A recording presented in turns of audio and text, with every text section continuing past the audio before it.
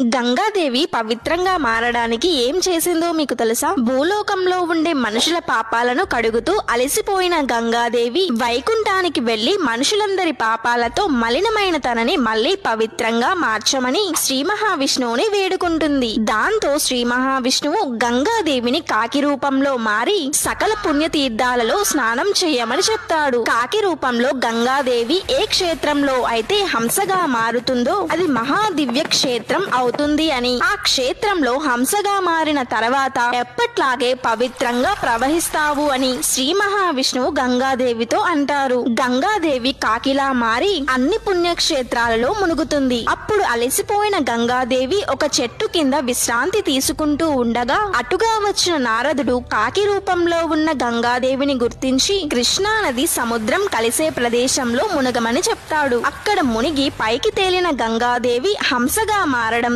ఆ ప్రాంతానికి హంసల దీవి అనే పేరు వచ్చింది. ఈ దీవి ఆంధ్రప్రదేశ్ లో ఉంది. ఈ విషయాన్ని మొదటిసారి విని ఉంటే మన ఛానల్ ని సబ్స్క్రైబ్ చేసుకోండి.